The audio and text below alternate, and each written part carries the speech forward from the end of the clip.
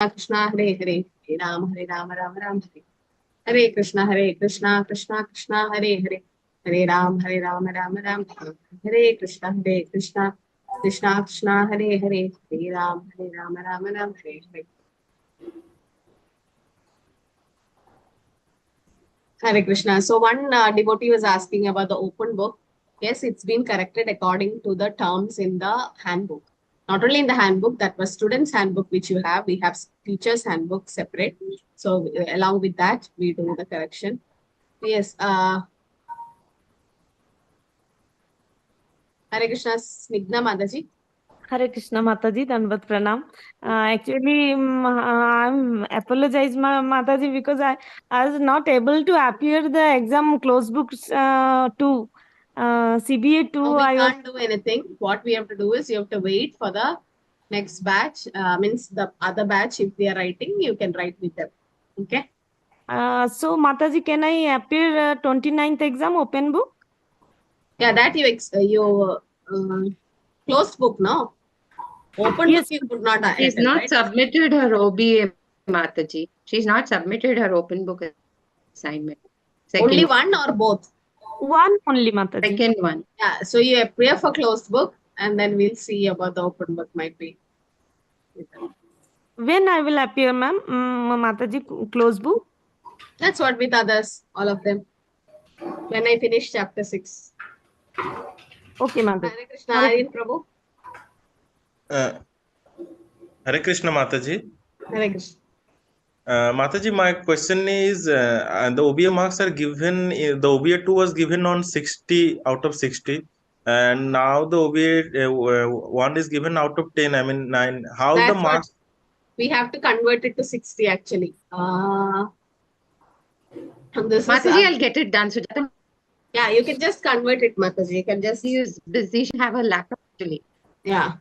Okay, and the whole marks, how it will be calculated, Mataji? Please just give. Please go through the handbook. In handbook, everything is given 60% for the open book, 20% for closed book, 10% sloka. Everything there is in the handbook. Puja Mataji, Hare Krishna. Hare Krishna Mataji, Sadhe Pranam. Yes. Mataji, regarding closed book, I had one request that which I had told to Nandita Mataji also. On 29th, I have to travel for one wedding, which is a very close wedding. So close. You have to wait for the next batch, Mataji. See, if it's an exam in the university, will you go and request them to postpone the exam? No, right? So it's a university standard. So this is like a university here. It might be an online, but we can't be like for one devotee, we can't postpone or prepone. So what we do is it will be on that particular day, 29th, but then we'll see like, if you're not able to attend, then you can attend with the other batch. Okay, one more date will be given with other batch. So there's a junior batch coming up, like might be that is Santosh Prabhu's batch or who else started now? Yeah, Santosh Prabhu's batch. So they you can write the exam with them, that Sunday batch. Okay. This is Nandita Mataji. Mataji, can you please announce that you've been kind enough to allow everybody to write the exam despite the shortage of attendance? Very, very much shortage by many people. Yeah, many have very less attendance. Actually, you're not supposed to write the exam. We're not supposed to allow you. But then we are allowing you to write the exam. But what we do is you might have to repeat the module. You may not be given that certificate at one shot. You have to repeat the module. It will be kept pending. Your certificate will be kept pending, but you'll be allowed to write the exam, but the certificate will be pending. This and also it depends on the next module, how your attendance is.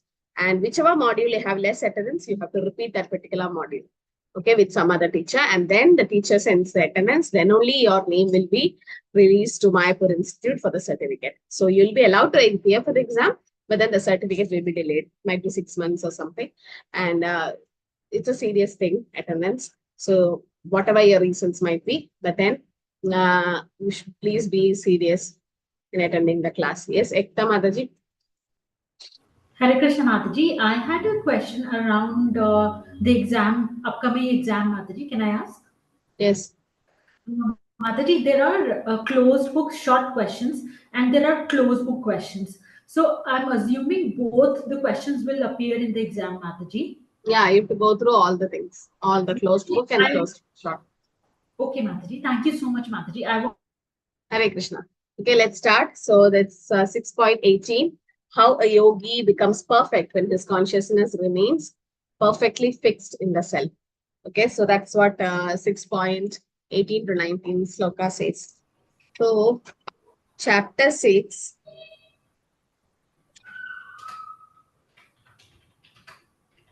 Yeah, there are 47 slokas. So, we'll try. I don't know whether you'll be able to complete it today, because last week we missed the class. So, we'll see. We'll try to. Okay. No, there is, yeah, 47. Yeah, so 6.18, it says about 18 to 19 is about how a yogi becomes perfect by fixing his consciousness. Yada viniyadam chittam atmani eva tishtate nispriha sarvaka medyo yukta iti uchyate tata. When the yogi, by practice of yoga, disciplines his mental activities and becomes situated in transcendence, devoid of all material desires, he is said to be well established in the yoga. So, which example is given in the purport there? Does anyone know? Prabhupada quotes about whom in the purport? Which yogi who was fixing his mind on Krishna? Ambarish Maharaj. Ambarish Maharaj, very good. Savai Mana Krishna Padara Vidya. So closed book, it will be like 2 marks. So your answers should be like 2 to 3 statements or sentence, not long answers. So in Bhagavatam, there is a nice verse in 9th canto which says about now Savai Mana Krishna Padara Vidya. Vacham Vaikuntha Gunani Varnani Karo Hare Mandira Marjanadisho Shrutim Chagarachida Sadgadodi Mukunda Linga Darshanadisho Tatprityagatra Sparsha and the Sangame Granam Chatatpada Saroja Sangabe Srimat Tulasyarasanam Tadarpide Padav Harikshetra Padana Sarpade Shiro Rishikesha Padapi Vandani Kamam Chatasi Natukamakame Tuttamasloka Janashrayaradi. So Prabhupada has quoted the whole verse saying that how Ambarish Maharaj, the example of Ambarish Maharaj, his mind was completely fixed on Krishna. Savai Mana Krishna Padara Vindyo. On the lotus feet of Krishna, his mind was fixed. And Vacham Vaikuntha Gunanivar, his tongue was used to glorify Krishna. And Karo Harir Mandina Marjana, his hand was used to clean Krishna's temple. And Shrutim Chakara Achyuta Kadodare, his ears were used to hear Achyuta Katha or Krishna Katha. And Mukunda Linga Layadarshana, the eyes were used to see the beautiful form of Krishna. Tatprityagatra Sparsha Anga Sangame, his limbs or the body was used to embrace Krishna's devotees. And Ranam Chatatpada Saroja Sora, whatever the flowers offered to Krishna, his nose was used to smell that. And Srimat Tulasya Rasanam Tadarpita, the Tulsi offered to Krishna, his tongue was used to taste that Tulsi. And Shiro Rishikesha Padabe, the head was used to bow down to Krishna. Pado Harikshetra Padanis, legs were used to go to Krishna's temple. All his senses, Rishike and Rishikesha Sevanam, were used in Krishna's service. So he's called as the best yogi. So in a perfection of yoga is that all mental activities should be disciplined and situated in transcendence, free from all material desires. So free from material desires is very challenging. It distinguishes the characteristic of a yogi and an ordinary man. And this automatically, it says about Maharaj Ambarish, Ambarish Maharaj, how he was engaging all his senses to serve the master of senses. What is Krishna's another name? Because he's the master of senses. Rishikesha. Right? Rishikesha. Rishikena, Rishikesha Sevanam Bhakti. So he's Rishikesha. And Arjuna uses the term Rishikesha so that Krishna controls even his senses. So process of engaging all senses in the service of the Lord, that is what is Archana. So transcendental engagement of mind and senses called Yukta. So once you engage in transcendental devotion service, then you don't feel like engaging in any other services because you got the higher taste. Param Drishva Nivartante. And just like a lamb in a windless place does not waver, similarly a perfect yogi, steady in his mind in samadhi, does not waver. So that's what is said in the 18th and 19th sloka. 20 to 23 is about realization of a yogi in perfection. How, what are the realization a yogi has when he attains perfection? Okay, there will be happiness. He'll be fixed up. He's having a highest gain. He'll be unshaken and he have a lot of freedom. Okay, the happiness. One experience transcendental happiness by direct contact of the soul and the super soul within the heart. You all feel that, no? Ananda Buddhivartanam, that happiness you feel when you start chanting the holy name and do devotional service. And you'll be fixed up. Your focus never departs. And one thinks no greater gain is possible. One remains unshaken even among all great difficulties and free from all miseries. That stage is called Kleshagni. When you do devotional service, all the negative things or the miseries get destroyed. That's called Kleshagni. So primary characteristics of yoga principle is that one become gradually detached from material concepts. In actual samadhi is the yogi realizing the super soul through the transcendental mind and intelligence. So realizing super soul is the highest form. And also the transcendental pleasure is through the transcendental senses. So when you understand the soul, super soul, we are part and parcel of the Lord, and you start serving the Lord, then what happens is that transcendental happiness you get. Transcendental means what? What is the meaning of transcendental? Not above the three modes of Above nature. Above the material. three modes, not attached by any modes. Yes, very good. So above the three modes, that means it is in which mode? Shuddha Shuddha Sattva. Shuddha Sattva. Sattvam Vishuddham Vasudeva Shabdedam. So it is in Shuddha Sattvam or Vasudeva platform. That is called transcendent. So Krishna's appearance and disappearance are also transcendental. Janma Karma Chame Divyam. That means transcendental. So Krishna's appearance and disappearance are also transcendental. Okay. And so when it becomes transcendental, then it is above the three modes. So this is transcendental pleasure which we get. Okay. The format for closed book is slightly changed for you, you all, because of the new change in the curriculum. There'll be a set of questions given from all the chapters. Okay. From chapter 1 to chapter 6. A set of questions, like 2-3 questions from each chapter, and you have to write any 10 like that. So it will be put in the chat, and you have to come in the Zoom, like your video should be on. Okay, for any reason you're not able to appear, then you have to wait for the next chance. You can continue attending the module 2, but then please inform, like we'll inform the, you have to inform the admins. And when Santosh Prabhu's batch, Sadadashta Prabhu's batch, when they are writing the closed book, you can appear with them. Like, because it's a standard question paper, and it is going to be corrected by some other teachers. So it doesn't matter with whom you attend the exam. Okay, but then it's very important. An open book, yes, it will be marked absent, but then you have to write it some other time, or that the time will be given. Okay. And Prabhupada explains the Patanjali Yoga Sutra also here, saying that it reveals the true nature of the living entity. The Chit Shakti, or the internal potency, is transcendental. And Purushartha means the material, religious, Dharma, Artha, Kama, Moksha. Okay, and that is the Purusharthas. But a devotee doesn't want even that. Yes, Siddharth Prabhu. Sorry, just one question is that in the closed book, I think it would be possible to write from the mobile. No. I'm You mean like, typing? Yeah. No. It's not allowed. Because what happens is, most of the time they copy paste from Vedabase. So many have been caught cheating. So it's a rule from the Mayapur Institute that it has to be handwritten in the paper. It's compulsory. So closed book is paper. Mandatory. You have to write the answers, Prabhu, in the book. Closed book means what? You can't refer the book. Sorry. I mean, this closed book, I thought it's like in the Google form or something like that. It was supposed to be in the Google form, but then many have with this technical problem. They're not able to type in the Google form. And especially when you go to other languages like Gujarati and Hindi and so many other language, local language, Kannada and all, it's very difficult to type in the Google form. So it has to be standard for everyone. So it is writing and uploading. It will be in a Google form, but you have to write the name, all that, like you fill that attendance sheet, and then there'll be a link to upload. Uploading, okay. We can take a photo and upload. It can be done in mobile also. Yeah. Uploading in the mobile, from the mobile. And if you have challenges in uploading the Google form, then we'll get some admins to help you out. So concept of oneness with the Supreme is the realization of yogi. They say Kaivalyam. This is for a Mayavadi. The Mayavadi wants to become one with the Supreme Brahman, right? Kaivalyam. Kaivalyam Naragaya, actually. It refers to oneness.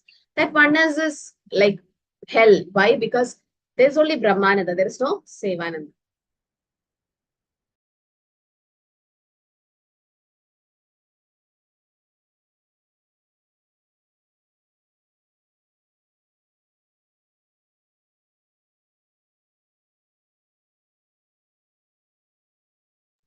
So according to Patanjali, this Kaivalyam is an internal transcendental potency by which the living entity becomes aware of his constitutional position. That's what is important. Becoming one with the Lord doesn't mean to become merged like a bubble. We have to become like a fish, a green parrot in a green tree. We have the individuality, becoming one with in quality, but not in quantity. Okay, so Kaivalyam, it reveals the true nature of the living entity. And the two types of samadhis explained. There is Sampratnyada Samadhi and Asampratnyada. Sampratnyada means to become situated in the transcendental position by various philosophical researchers. And Asampratnyada means there is no connection with mundane pleasure, for one is in transcendental of all sort of happiness derived from the senses. So yogi, once situated in the position of transcendence, he is mundane to all pleasures. He is never shaken because he's reached that perfection. Without reaching this position of yoga is unsuccessful. Today, so-called yoga practice is just the various sense pleasures. It's contradictory, actually. There is office yoga, goat yoga, and whatnot. So many other things, no? So that it is just a gymnastic, nothing related with the God. Yoga means what? Connecting to God. And that can be karma yoga, jnana yoga, ashtanga yoga, and bhakti yoga. And Krishna himself says in this chapter, Yoginam abhisarvesham madgade nandaratmana shraddhavan bhajade yoma. He says out of all the yogis, the bhakti yogi is the highest. Okay. So conclusion is that Krishna consciousness is the best yoga because one gets full happiness in his occupation, does not aspire after any other happiness, and one make best use of the bad bargain, and he meets bodily demands without arousing sensual pleasure. He is unshaken and fixed up, and one is callous to incidental occurrence, and material upheavals do not affect his duties. One is always alert to his Krishna conscious duties. Okay, so that is about 20 to 23. We'll continue with 24.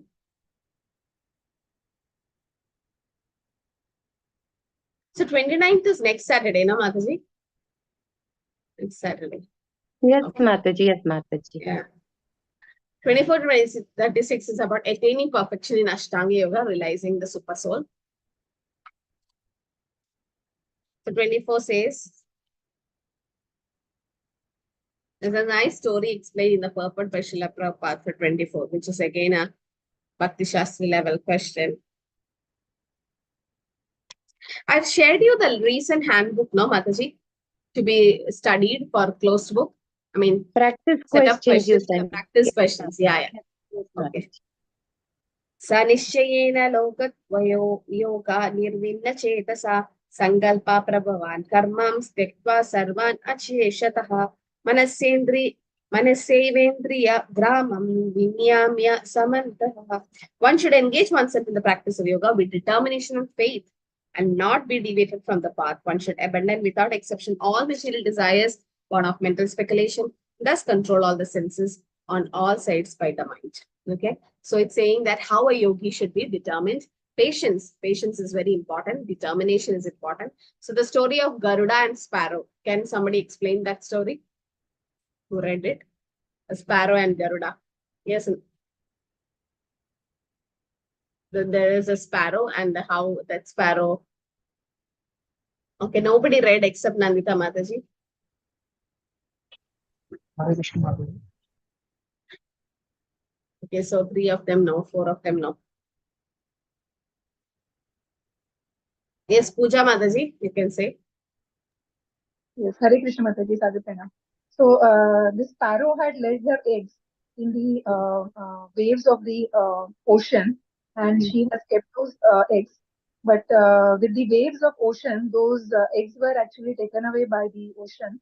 And then Sparrow was really hurted with this, and then she said that you have to return my eggs.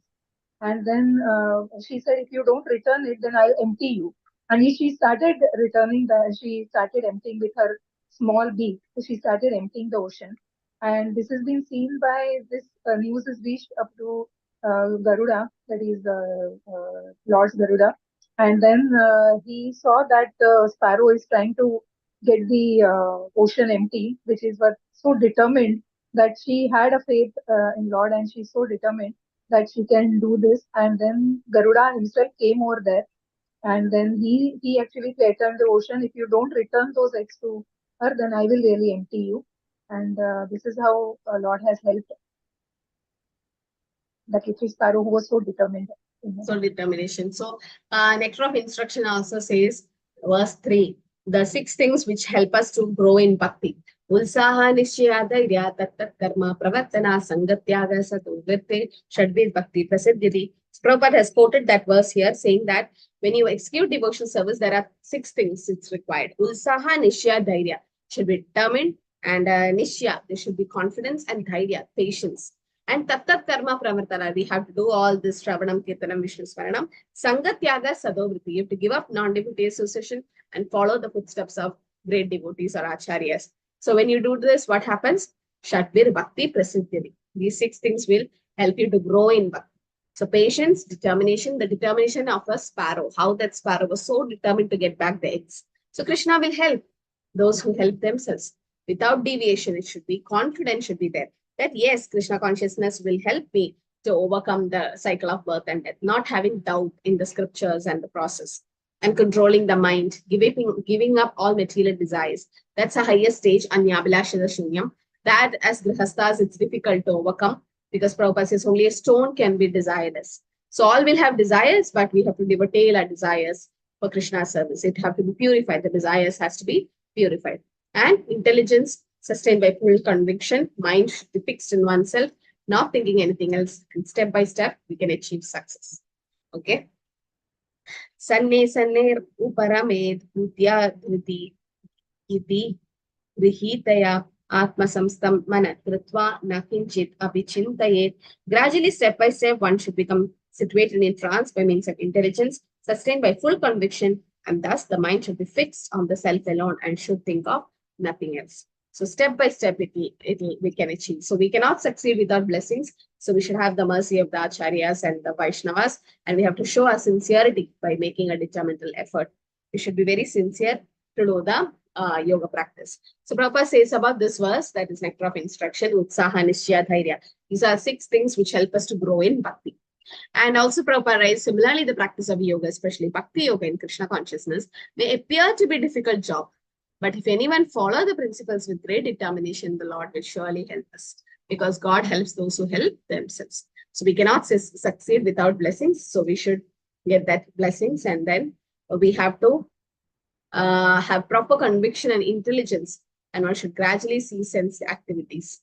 And we have to fix our mind in the Lord, and one can come to the stage by conviction, meditation, and cessation of senses, which will, so Krishna consciousness will directly fulfill the characteristics of Samadhi stage. Prabhupada writes, although one is involved with matter, as long as the material body exists, one should not think about sense gratification. One should think of no pleasure aside from the pleasure of the Supreme Self. This state is easily attained by directly practicing Krishna consciousness. So success formula, what is it is? Bringing back the mind.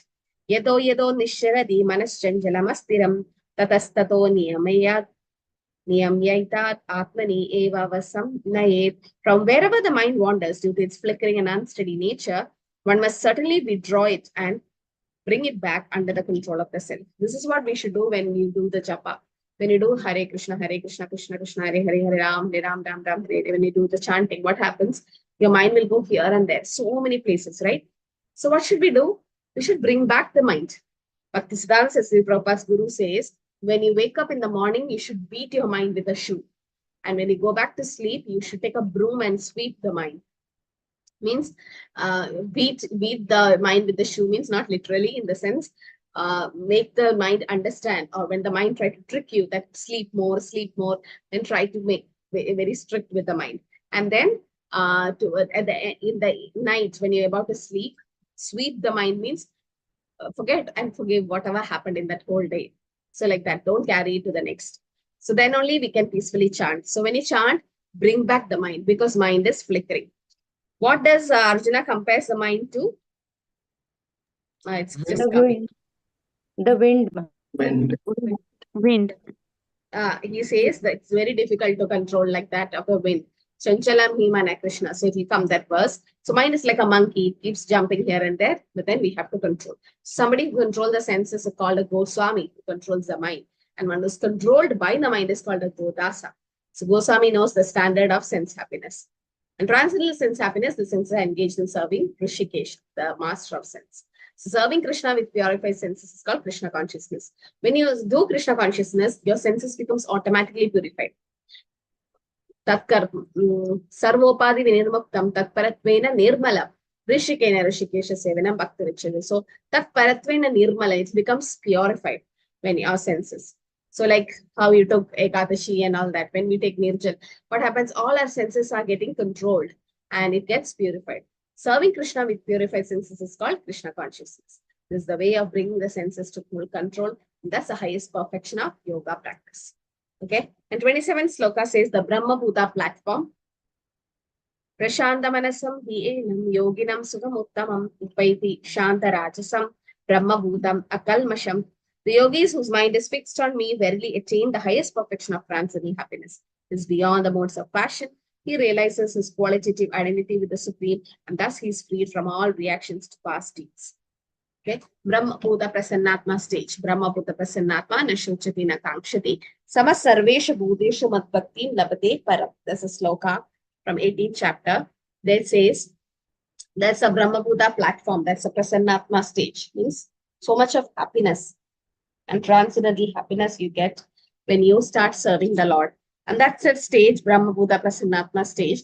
Nashochati Nakangshati means you don't hunger for anything, neither you lament for anything. Why? Because you know everything belongs to Krishna. Ishavasamitam Sarva. If everything belongs to Krishna, why should I hunger for it? Why should I lament when I lose it? But that's the highest stage which only pure devotees can attain. Such a yogi is peaceful, prashanta manasa, and attain supreme bliss, shanta rajasam, become free from sin, akalmash, and realizes his qualitative identity with the Brahma Bhuta. So by fixing one's mind on the lotus feet of the Lord, that's how we come to that stage. And to be so two benefits of engaging in Krishna services, we are liberated from the modes of passion and free from all material contamination. Okay. So Brahma Sparsha platform. There is a Brahma some Sparsha platform. That is in 28. It says, Yunjan evam sadatmanam yogi vigata kalmashaha sukena Brahma samsparsham atyandam sukamashnute. Thus, a self-control yogi constantly engaged in yoga practice become free from all material contamination and to achieve the highest stage of perfect happiness in the trance-loving service of the Lord. Okay, so we should know our constitutional position and our relationship with Krishna. There is Sambandha, Abhideya, and Prayojana. Sambandha means what is my relationship with Krishna, Krishna Sambandha. And Bhakti, Abhideya, Bhakti is that process to revive that relationship. And Prema, Prayojana, the Prema is the goal. So the identity is that the individual soul is part and parcel of the Supreme, Mame Vamsha Jiva Loka Jiva Buddha Sanatana. And our constitutional position is to render transcendental service to the Lord. Jivere Sarobhoi, Krishna Nityadas. We are actually the servant of the Lord. This transcendental contact with the Supreme is called Brahma Samsparsha. Okay. So what is a vision of a perfect yogi? Because he sees super soul in everyone's heart. That's what 29 to 30 says. Sarva Bhutastam Atmanam Sarva Bhutani Chatmani Ikshate Yoga Yuktatma Sarvatra Samadarshana Pandita Samadarshina Vidya Vinay Sampanne Brahmane Kavihastini Shuni Cheva Swapaknicha Pandita Samadarshana. Pandit will see everyone equally because he sees the super soul in everyone. He doesn't see the external body. A true yogi observes me in all beings and also see every being in me. Indeed, the self-realized person sees me, the same Supreme Lord, everywhere. Like when Ramananda Rai saw Mahaprabhu, he said, you know, the sannyasi, I'm seeing the Shyama Gopa Rupa. That means you are Krishna. And then Mahaprabhu said, because you are a pure devotee, you can see Krishna everywhere. Because a pure devotee is like that. And Krishna is everyone's heart as Paramatma, Ishvara, Sarva Bhutanam, Hridesharjana Tishtati, right? So a pure devotee sees Krishna everywhere. That's why when you pay obeisances when you meet a Madhyama or an Uttama Adhikari. Why? Because there is Krishna in their heart. Yeah. So we can't see like this. It's for an Uttama Adhikari. We can also see only by getting the mercy of a pure devotee. or when we are in Kanishta now, when we reach the Uttamadhikari stage, or when we have the ointment of love, Premanjana Churita Bhakti Vilojana, then only we can see. Now we can't see. We know theory, but we are not applying or practically because it's not possible because we are not into that stage yet now. This is for pure devotees or a perfect yogi or in Krishna consciousness. If Srila Prabhupada could see everyone equally. And we also discussed that, the different pastimes, how Prabhupada was Pandita Samadarshina. But that not for a normal conditioned soul, because we have to elevate ourselves to that platform to see that. Okay. So a same Lord is a Paramatma feature situated in the heart of a dog, of a Brahmana, of everyone. And the same Lord is present in the heart of a believer and a non-believer.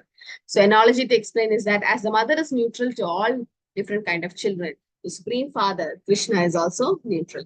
Samoham sarva budesham, udesham, name deshin astina, Priya, Krishna says. Everyone is equal to him.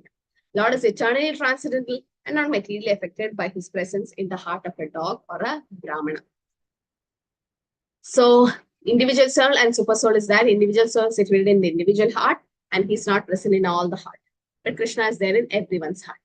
So vision of equality is the perfect in a person in Krishna consciousness. We are all trying to reach that stage, right? Might be not in this life, some other life will reach that stage.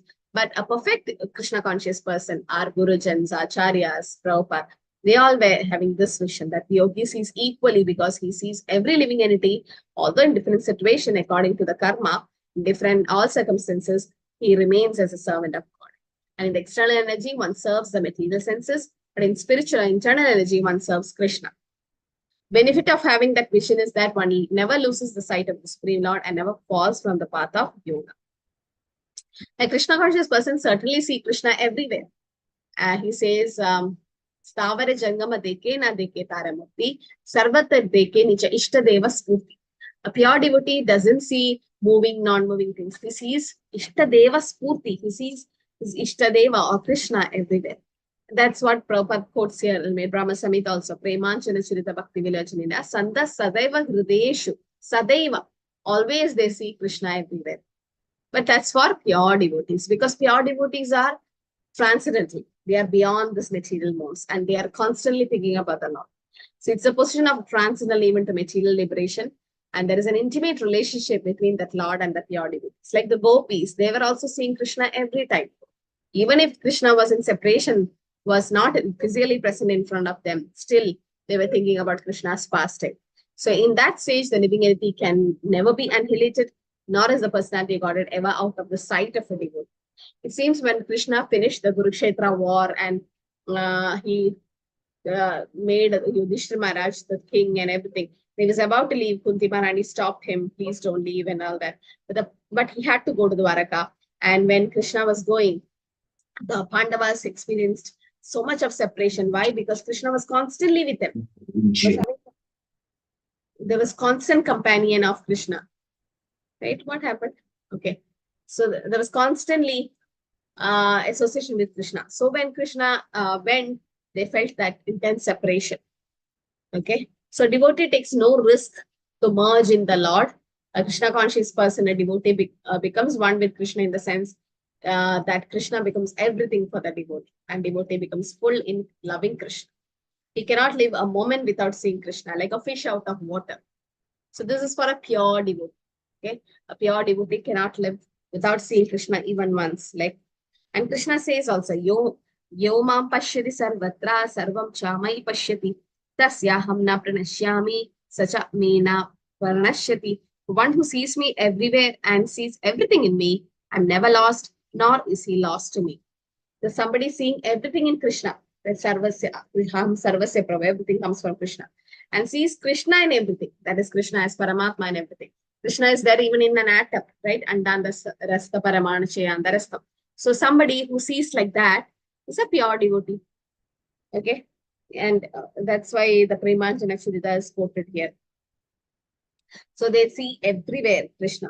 Desha Kala Anavichinya. They don't think it's what time, what place it is. That's why Prabhupada could preach to the hippies. Because Prabhupada saw the Paramatma in the hippies also, the fallen souls. Prabhupada started Krishna consciousness from the low level of consciousness people, the hippies, right? Made them happy. And 31 to 32 is the actions of a perfect yogi, how a yogi sees the super soul. Sarva bhutastidam yomam bhajanti egatva astidaha sarvada vartmano apisa yogi mai vartate. Such a yogi who engaged in worshipful service of the super soul, knowing that I and the super soul are one, remains always in me in all circumstances. Okay, so how a yogi sees the super soul? One sees within himself the plenary portion of Krishna as Vishnu with 4 hands, Shanga Chakra Gada Padma, and yogi knows that Vishnu is not different from Krishna, who is present as super soul. So which form of the Lord is super soul in our heart? Which form is Paramatma? Kshirodakshay Vishnu. Kshirodakshay Vishnu.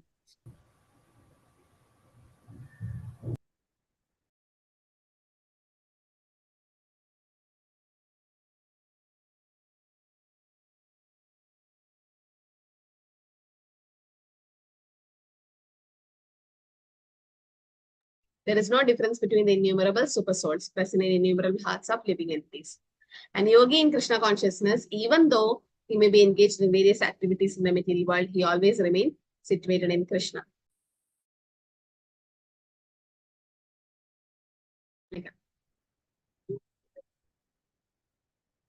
Okay, so this is a liberated soul. A liberated soul is iharyasya harardase karmana manasagira nikaleshapi avasteshu jivan muktasa uchyate.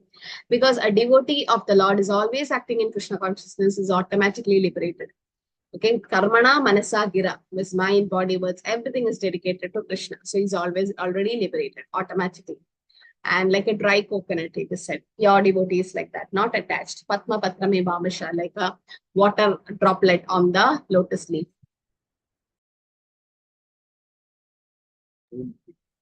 Okay, so by concentrating one's attention on the transcendental form of Krishna, who is all pervading and beyond time and space, one becomes absorbed in thinking of Krishna, then attains the happy state of transcendental association with him. So Krishna conscious person is the best philanthropist. Atmanupamyena sarvatra samam pashyadi yo arjuna sukham va yadi va dukkham sayogi paramo madaha. He's a perfect yogi who, by comparison to his own self, sees the true equality of all beings in both their happiness and distress. Because as a Krishna conscious person is a perfect yogi because he's aware of the real cause of happiness and distress. The real problem of our world, or why we are not happy, is because we forget Krishna. The forgetful relationship with Krishna, that's why all are unhappy. And the cause of happiness is to know Krishna to be the supreme enjoyer, supreme proprietor, and the best friend.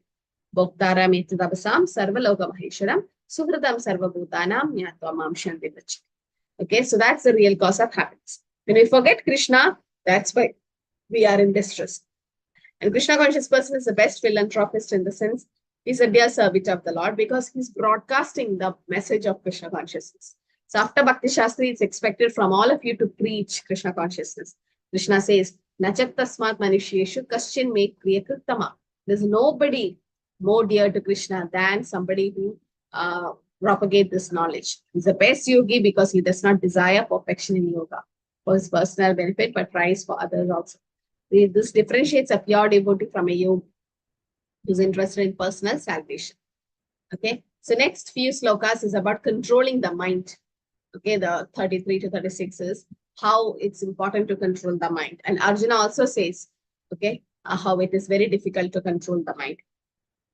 Arjuna uvacha, yo ayam yogastvaya prokta samyena madhusudana edasyaham na pashyami chanchalavat stitam stiram. So Arjuna said, oh Madhusudana, the system of yoga which you have summarized appears impractical and unendurable to me. Why? Because the mind is restless and unsteady. What is the meaning of Madhusudana? Why is Krishna called Madhusudana? Killer of demon Madhu. Killer of the demon Madhu, right? Madhu. So why is he called as Madhusudana in this particular sloka? We could have called Keshava. Huh? Yes, Prabhu. He will kill his doubts. Yeah, very good. So the doubts are compared to the demons. So Krishna killed the demon Madhu. So similarly, Krishna can kill the doubts like demons in Arjuna's mind. There's another doubt he has that, yes, Krishna, whatever you say is okay, but I can't do it because the mind is chanchalam, that is, it is restless. and it is unsteady. So what to do? So again, he has doubts. So Krishna is the one who actually kills the demons. The doubts are compared to the demons. So that's why Madhusudana word is used. So Arjuna rejects Ashtanga Yoga practice as impractical and unendurable to this age because the mind is restless and unsteady. And if Arjuna rejects, what to talk about us? Because Arjuna is supposed to be the perfect Kshatriyas, perfect controller. But then if Arjuna is saying the mind is unsteady, what about us? So this is characteristics in Kali Yuga. Prayana alpayusa sabhya kalau asmin yuge jana manda suvanda madhyo manda bhagya ubadrita. Ubadrita means disturbed. We are very disturbed. Prayana alpayusa. The duration of life is getting short. And people are not serious about self-realization. And what to speak about this yogic system? Not possible. And manda sumanda madhyo manda bhagya ubadrita. They're very lazy, disturbed, quarrelsome, right? And so Arjuna says in the 34th sloka, Chanchalam Himana Krishna. Okay, Arjuna is saying this, but Arjuna belong to a royal family. He's a great warrior. He have great longevity because he's in Dwapara and he was the intimate friend of Krishna. Still, he says it's impractical. So what about us? So he says, Chanchalam Himana Krishna Pramadi Balavadridam Tasyaham Nigraham Manye Vayu Rivasudushkaram. For Krishna, mind is restless, turbulent, obstinate, and very strong. And to subdue it, I think it's very difficult than controlling the wind. So difficult to control the wind. Now, to controlling the mind is also difficult. For a man in the practical world who have to fight so many opposing elements, it's very difficult to control the mind.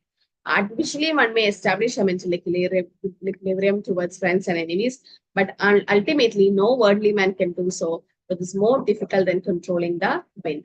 So mind is very strong and obstinate. Intelligence is supposed to direct the mind, but the mind often overcomes one's own intelligence, just like an acute infection. So this is an analogy you should know, that an infection may surpass the efficacy of a medicine. Like you took medicine, but still it may not work, no, sometimes.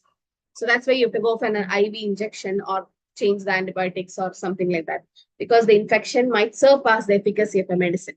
Like a strong mind may overcome one's own intelligence. So he is comparing the mind to a chariot, okay? I mean the body.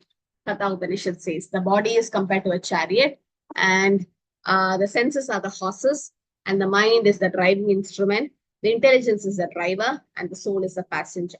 So the easiest way to control the mind is to chant Hare Krishna in all humility, as suggested by Sri Chaitanya Mahaprabhu, Srinata Piksunichana Tarunati Sakshana Amani Namanadina Kirtine Sadahari. And also fixing our mind, like Ambarish Maharaj did, Savai Maituna Krishna Padara Vilde. Krishna himself says the solution for it.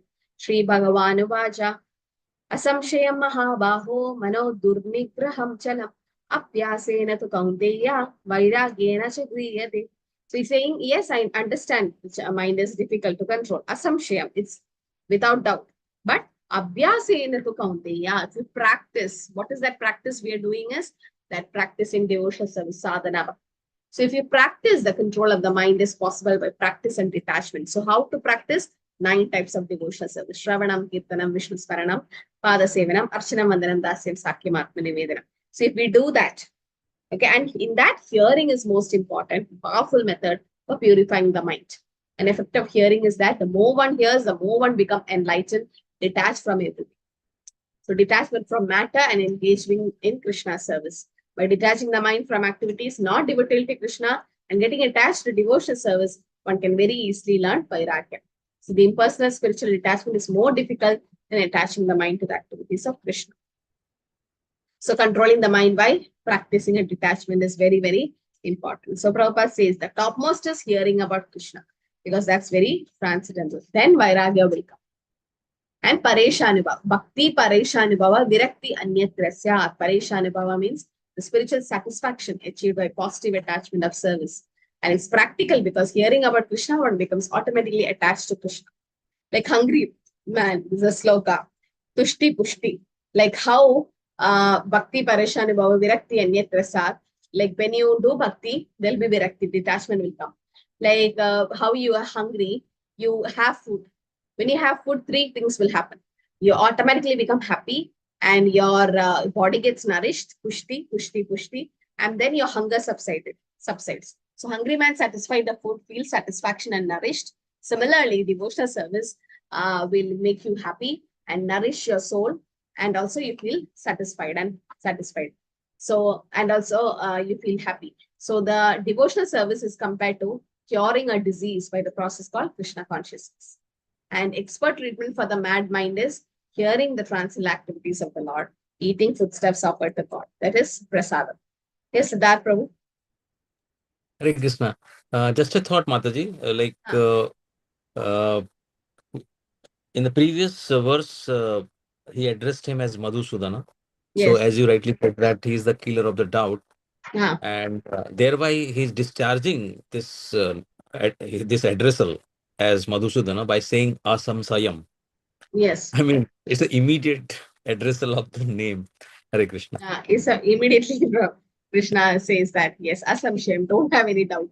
Yes, yes. Because Krishna understood.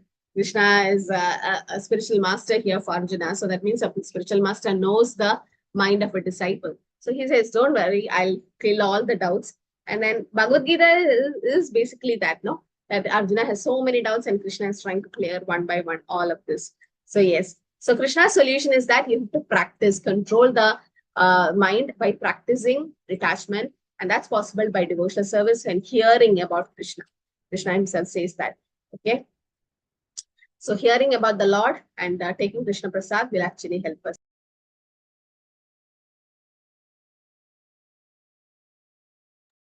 Yeah, we'll skip the breakout room and we'll just go to the next few slokas. So till now, it's all clear. Everyone is understanding that Arjuna himself is rejecting the process of Bhakti, means Ashtanga Yoga, because Arjuna says that it's very difficult to control the mind. And controlling the mind is, he's saying that it's like controlling the wind. Now, it's very difficult to control the wind. So what about mind? We all have experience about our mind, how our mind makes us crazy sometimes, and it's very difficult to control. So the best way, there's so many ways to control, but the best way is doing devotional service. Why? Because we have to give the mind the best engagement, and it should be the highest. Otherwise, the mind will just not be satisfied with that.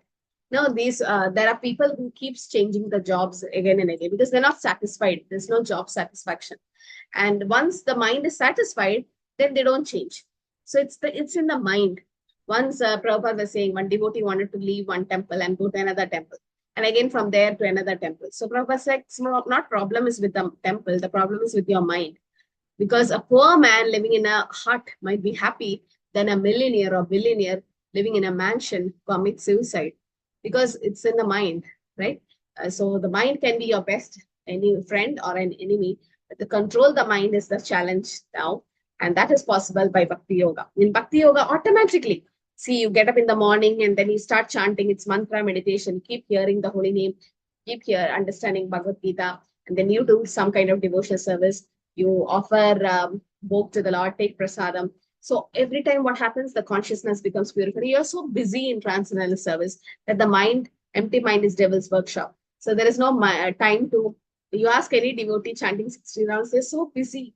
They have to read Prabhupada's book, they have to do so much services. There is a time to make the mind lazy or mind get deviated from a devotional path. So again, Arjuna is asking, what is the destination of a fallen yogi? Like what happens if a yogi cannot complete Krishna consciousness or perfection in this life? Arjuna uvaja ayati shraddha yopeto yoga chalita manasaha aprapya yoga samsiddhim kam gadim Krishna gacchati. Arjuna says, oh Krishna, what is the destination of an unsuccessful transcendentalist who in the beginning takes to the process of self-realization with faith, but who later desists due to worldly mindedness and thus does not attain perfection? So what happens to the fallen yogis? Arjuna is asking. So Arjuna is in quest to know that. So one may begin the process with faith, but later, because of some reason, he fell down. Now what happens? So the example given is like a riven cloud. Such a man perishes like a riven cloud. Like there's a big cloud and a small cloud separates from it. And after some time, you see that small cloud is not to be seen because the wind comes and it blows away that small cloud. So the small cloud neither attached to the main cloud or the other clouds. So what happens to that? He's asking. Arjuna expresses that only Krishna can dispel this doubt completely. So knowledge is very important, that the living entity is not this material body, we are spirit soul, and we should know we are different from the body and our happiness is eternally with full of bliss and happy knowledge. And the eternal life is transcendental beyond both body and mind. So there are 3 paths to pursue self-realization, Krishna says.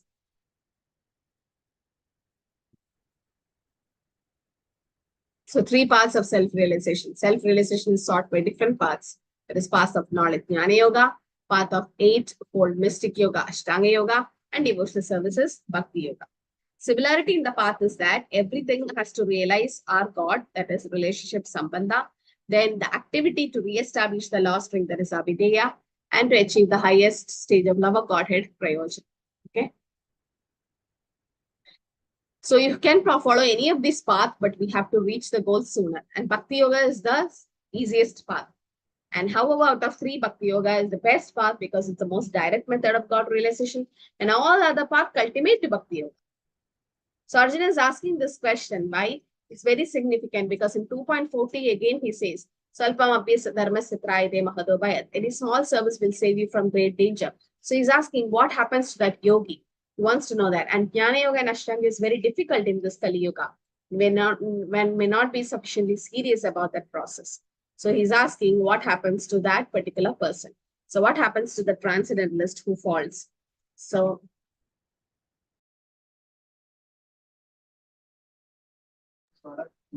there are 2 ways of progress in life, material and spiritual. So he says in the 38th, what happens to that soul who falls? Kachinnobaya vibrashas chinna brahm ivanashyati apratishto mahabaho vimudo brahmanapadi. Mighty armed Krishna, does not such a man who is bewildered from the path of transcendence fall away, both spiritually and materially, material success, and perish like a riven cloud with no position in any sphere? Will that man just fall away? He's asking.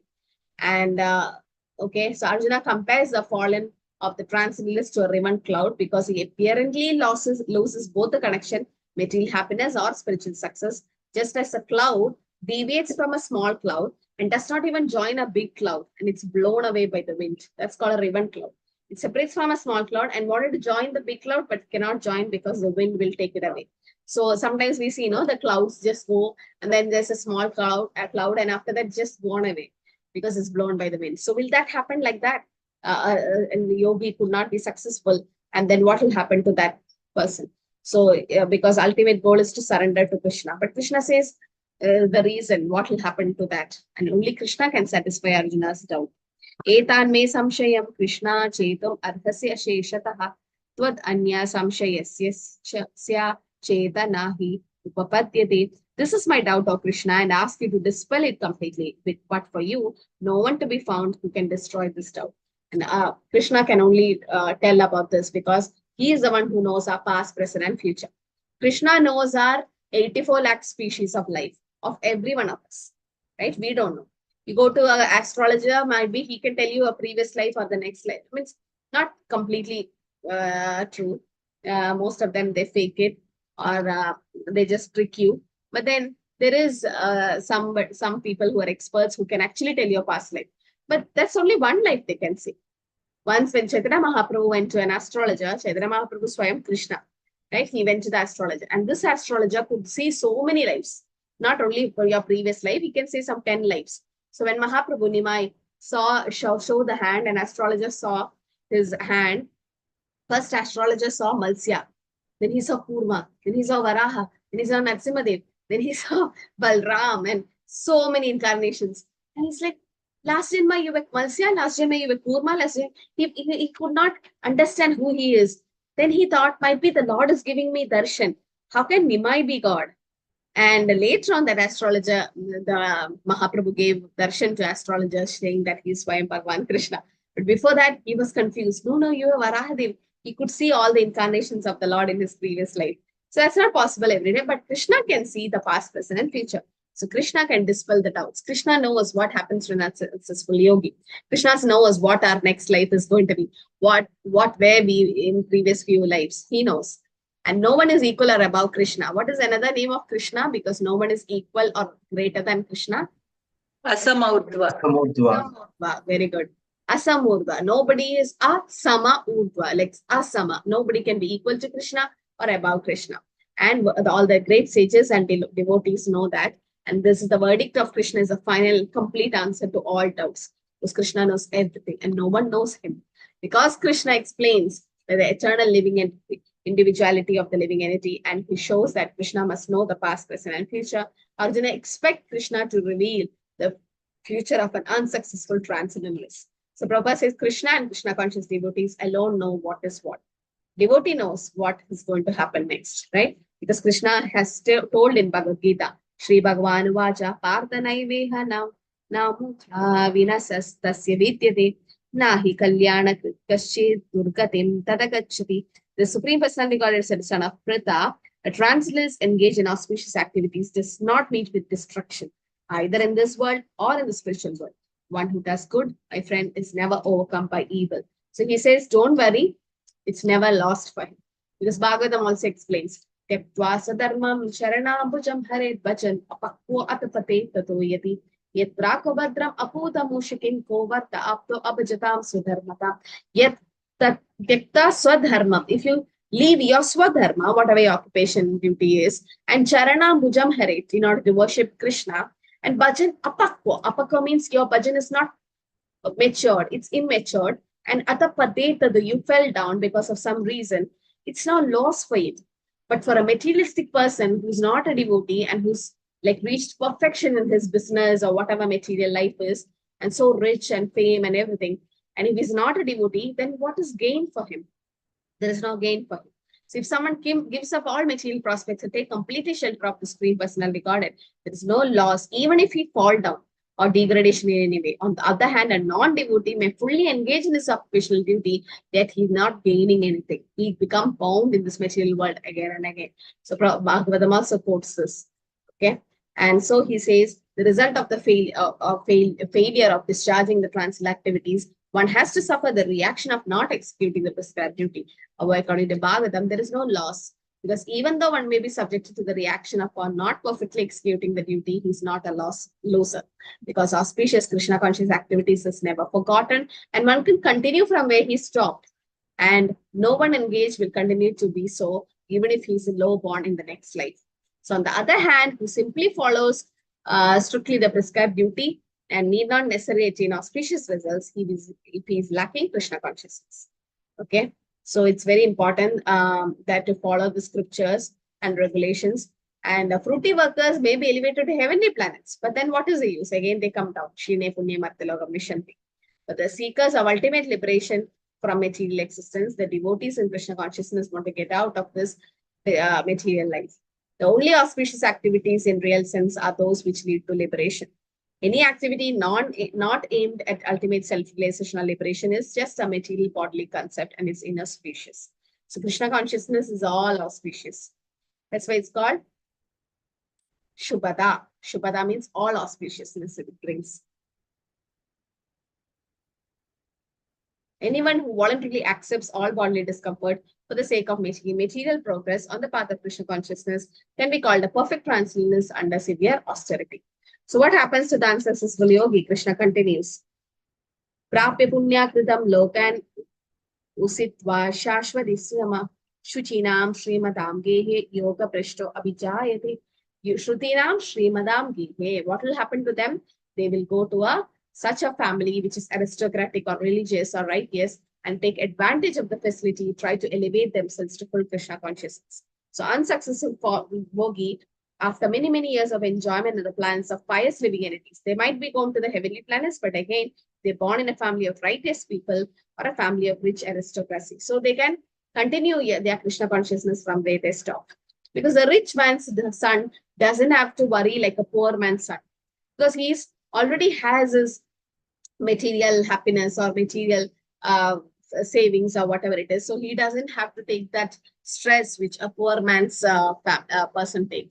So somebody born in a rich aristocratic family, definitely has been doing some pious activities in previous life and definitely doing bhakti, devotional service. It's not easy to reach otherwise. So they're given prosperous lives in righteous aristocratic families. Prabhupada writes, those who are born in such families may take advantage of the facility and try to elevate themselves to Krishna consciousness. But most of the time what happens, they fall into Maya. But again, by Prabhupada's mercy, by a devotee's mercy, they get chance.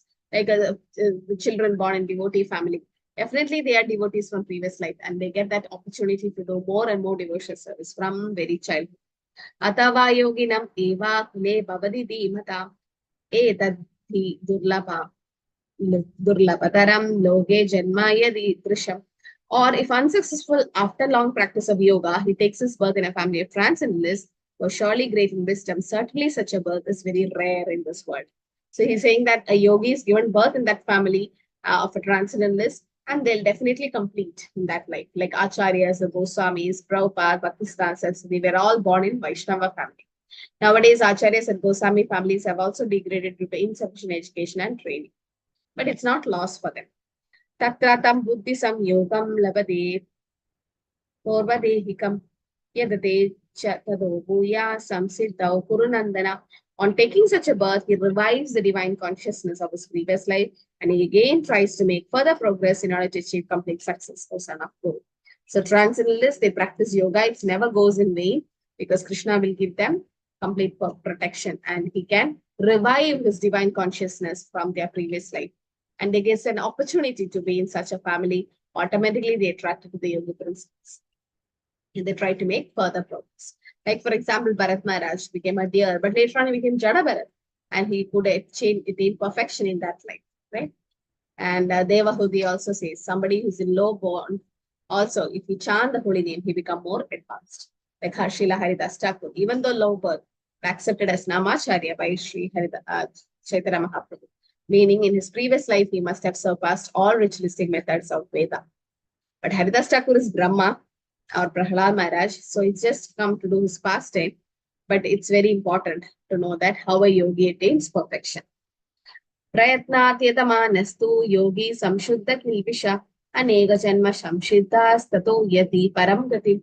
Anega janma, so many janmas he takes to get perfection.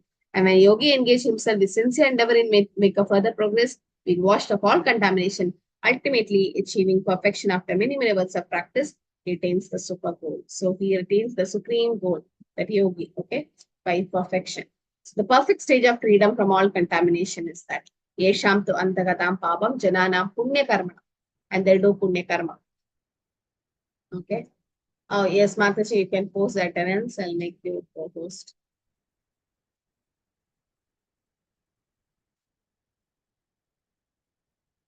Okay, then I'll post it. They can all I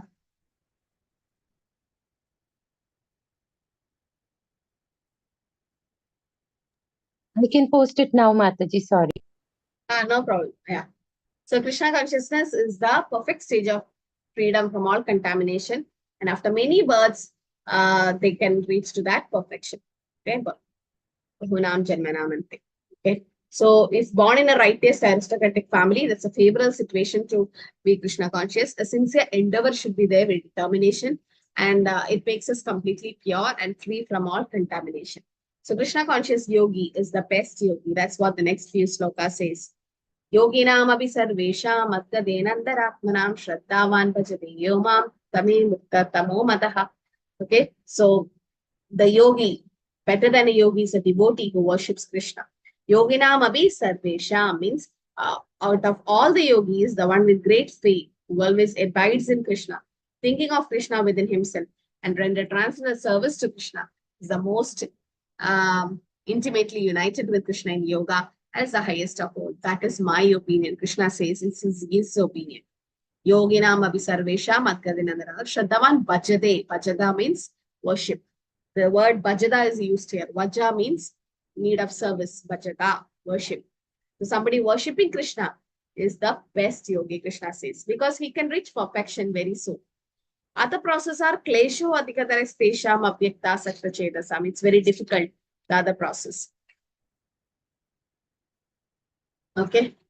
So service, one can avoid worshipping a respectful manner. Demigod may be called discourteous, but one cannot avoid serving the Supreme Personality Godhead without being thoroughly condemned. So we have to worship the Lord, because Krishna says the highest yogi concentrate on Krishna in the Shyam Sundar form.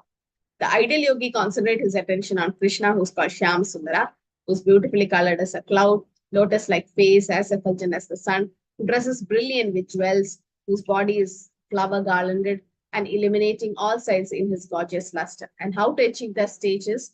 Yasya deve parabhaktir yada deve tada guru, to be surrendered to a spiritual master. The spiritual master will definitely teach you how to reach that stage. So to practice devotional service free from the desire of material profit, we have to be devoid of such inclination, and one should absorb one's mind fully in Krishna. So first you do Nishkama Karma Yoga, and the Nishkama Karma Yoga with knowledge and renunciation becomes Jnana Yoga. You do Jnana Yoga with meditation becomes Ashtanga Yoga. And Ashtanga Yoga with realization of Krishna is Bhakti Yoga. Ashtanga Yoga in the sense, here it means mantra meditation, when we do mantra meditation. Okay, so we sum up this chapter by seeing what is the difference between Bhakti Yoga and other yogic practice. Bhakti Yoga, the goal of yoga is Bhakti Yoga. Therefore, yoga literally means Bhakti Yoga. And other yogas are just steps on the yoga ladder. Bhakti Yoga is selfless, freed from all material desire. But in other yogas, there is selfish interest. I want that, I want this material things. And they possess material desires. Bhakti Yoga guaranteed success, not in this life, some other life, but definitely guaranteed. Definitely make progress because means and end are same. But here they fail to achieve success, and they may stick to one point and fail to progress. And Bhakti Yoga, when Ashtanga Yoga comes to the point of realizing Krishna, that is Bhakti Yoga, like Krishna consciousness is the highest rung of yoga. And when Karma Yoga increases knowledge, it's called Jnana Yoga. Jnana Yoga in meditation becomes Ashtanga Yoga. Okay, so that's the different process of Bhakti Yoga. So Bhakti Yoga is the highest. So what should we do is, instead of going and doing other practices, it's actually wasting time. There was a devotee who was practicing yoga before, that is meditation and all that. Now came to Krishna consciousness, chanting Hare Krishna. So you can do both. In the sense, it will become difficult because you have to chant Hare Krishna, and then you have to read scriptures, and you have to offer both. Then you try to, because in scriptures it says Krishna has a form, the Shyam Sundar form. Krishna himself says the yogi have to concentrate on the Shyam Sundar form of the Lord. But if you concentrate on the light, the Brahman, the chakras, and the Paramatma feature, and chanting Hare Krishna, it doesn't make sense. You take a ticket to Kolkata, you go to Kolkata. You can't go to Delhi with that. Right? So you worship demigods, you reach their planets, or you do Brahman concentration of Paramatma, then you reach that planet. You can't go to Goloka Vrindavan with that. In Goloka, if you have to go, it has to be the Shyam Sundar form, because Krishna is a personal form there. Personal form. Vaikuntha is the 400 form, but then the best yoga is Bhakti Yoga. You have to convince others that this is the best process, because it's like a lift. It will take you to the destination soon. And there is no loss. No loss. Okay, how do you know that you have done Bhakti Yoga in your previous life? It's not you or anybody else. Like, how do you know, okay, this person might be a devotee from previous life? Other than the birth. Because Krishna says, Shuchinam Srimadam Gehe. Other than the birth, or in your personal life, how do you feel that you have done something in your previous life? Definitely, you're all chanting 16 rounds. You're not become devotees in this life. All of you have started in previous lives. Might be one or two, I don't know how many lives, but Krishna knows. Yes, by sadhana, getting taste for Harinam. Yes. What else?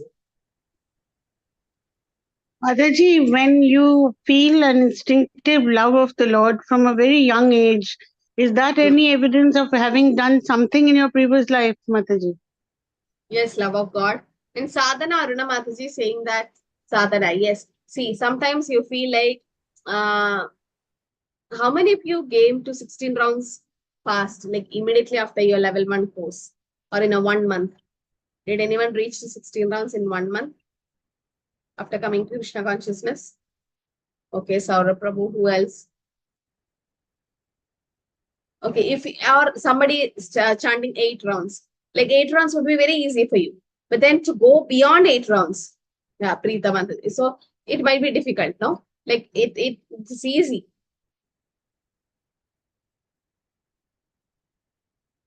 Yeah, so children chanting slokas in very young age and knowing Mritanka and all that. Definitely that is also a sign that they've been devotees in previous life. Sometimes you chant 8 rounds, 10 rounds very fast. But after that, it's a little difficult. So that means you've been chanting 10 rounds in your previous life.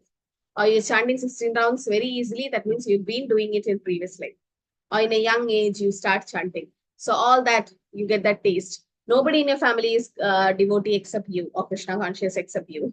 That means definitely you are devotee from previous life, because the whole family is not Krishna conscious. Only you became Krishna conscious. That means there is a past connection. There is a Ajnada Sukriti, right? And getting the association of devotees, yes, very good. You get a guru. Very easily you get initiated as also second initiation. That's like definitely from previous life. And all that, like whatever service we do, everything. So, and you, especially some slokas, if you can read some slokas and it's immediately there. So that means you have done it in previous life. But the slokas you struggle to study this life, it's what you're doing in this life. So there is a And also, Mataji, can it be like the Shraddha? Means when you are faith. kind of Shraddha, it happens whenever we're reciting a sloka or listening or doing this class or whatever. In this activity, if there is a Shraddha which is coming, Yes. that would be an indication. Hare Krishna. Yes. Yes, Preeta So, Mataji. yeah, so Mataji, personally, sometimes I feel like I've heard this sloka somewhere. You know, Yes. it kind of resonates with you. So that's something. Yeah, so you feel like, okay, the scripture, I know this, or I already know this. And sometimes there's a smooth flow of your devotional service. So that means, okay, you have done it in previous life. And especially children, it's very aware in children, especially. It becomes very visible there. Yes, Preeta Mataji. Okay. You can unmute yourself. Okay, so these are different symptoms of and Shuchiram Srimadam Gehe, definitely growing in a rich family and getting educated and all that, definitely it is a positive thing. Because not like others, but still Krishna says he belongs to the poor. A rich person cannot approach Krishna with sincere feelings. So definitely Krishna is Namo Akimchana Vittaya Nidvutta Gunavritte Atma Rama Shantaya Kaivalya Pade Nama. Buddhimarani says in Bhagavatam that Krishna is Akinchana Vittaya. Okay. Okay, Hare Krishna. I think we can stop here. And we are done with chapter 6. So please be ready for the closed book exam. Okay. Anybody have technical issue? Anybody doesn't know how to upload a paper in a Google form? Which you've been doing for open book and all, no? Same thing. Just write and then take a photo and upload. There are short notes, short questions. Actually, it's supposed to be in the Google form. But then what happens? There is so much technical issues. Then we can't make Google form some and then uploading for some. So it's difficult. And it has to be typed in a Google form, which is sometimes difficult, challenging for technical people. Yes, Nandita Mataji? Mataji, Hare Krishna. The thing is, when they submit it, they automatically get a mail acknowledgement that they have submitted Yes. OBA or CBA. So they can confirm it themselves. If it is not, the mail has not come, that means they have to resubmit it, or, you know, they can just spare a minute and check it after just submitting. go to your email and check. Yeah, that's a good, actually, we have made that settings also for that only. I told my admin, whoever is making the Google form, please open it up or go to the settings and do the settings so that they themselves are aware. Sometimes you feel like, oh, I've not submitted. So, but then you can just check your mail, you know, you've been submitted. So if you have difficulty technical, then we can see some for help. But otherwise, it's the same thing. Only thing is, it's closed book, not like open book. It's not an essay, it's short notes. And you write your name and everything. And then just 2-3 sentence, short notes, no short questions. If you go through the short notes is enough, but then that little bit long short notes are not expected. And whichever practice questions Mataji have given, so shared that, also go through that. And the sloka, can we keep after that, the 1 week after that, July 1st week? Yes, Mataji, you have Any given us slokas. Yeah, any 3 slokas from first 6 chapters with meaning. And that meaning need not be like word-to-word translation. It can be like whatever you understood from that sloka. Any 3 slokas. Okay? Hare Krishna Mataji. Mataji, Mataji, Panchal Pranam. Mataji, analogies also needs to be studied, right, Mataji? Analogies. Some analogies also are important. Whatever is there in that practice book. Yes, Mataji. Okay, Hare Krishna. I think we can close here. Just go through all that questions. See, now there is no time. You just have 1 week time. No time to go through all the purports. So just mark the answers. Go through that questions, only the question bank, and mark the answers, and read only that part from that purport. That's better, because now you have to do it before itself. That reading the all purports, it has to be done in a Bhakti Vriksha study group. But when you have 1 week time for the exam, then prepare for only the questions and revise it again and again. So then it's going to be easy. Okay. So you just don't take any pressure, because it's just an exam. Nobody is going to ask your marks and all that. It's just to know. Exam is basically for us to know whether you have really understood the subject. Yes, Jyoti Mataji. Hare Krishna Mataji, Dandavat Pranam. Mataji, regarding this closed book, handbook, and there is one PDF and even one recent notes shared by Nandita Mataji. All three of we have to practice. Only the recent ones you study. The recent ones, no? The practicing questions. Okay. Only go through that. Okay. I mean, that's the new model which Premkishari Mataji submitted. Yes, Ekta Mataji. Hare Krishna Mataji, you said closed book short 2 marks. So 2 lines. A closed book, Mataji, how many words and how many marks? How many marks for closed book questions and word limit for closed book questions? That's for 2 to 3 sentences. For closed book short as well as for closed book, Mataji? Yes. Okay. Thank you. For everything, it's just 2-3 lines is enough. Okay. And all the questions are for 2 marks only? Yeah, 2 marks. Thank you, Mataji.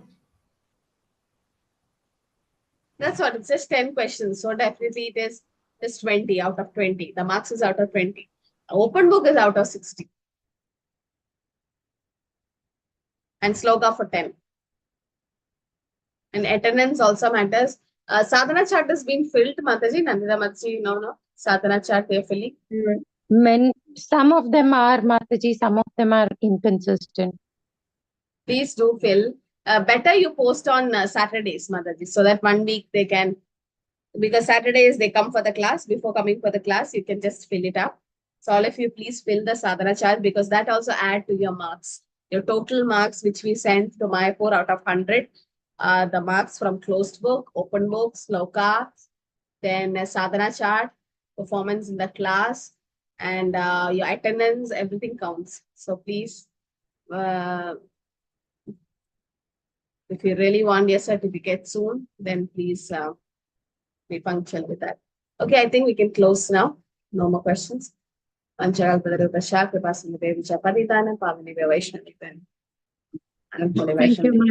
Hare Krishna. Hare Krishna Mataji. Hare Krishna Mataji. Hare Krishna Mataji. Hare Krishna Mataji.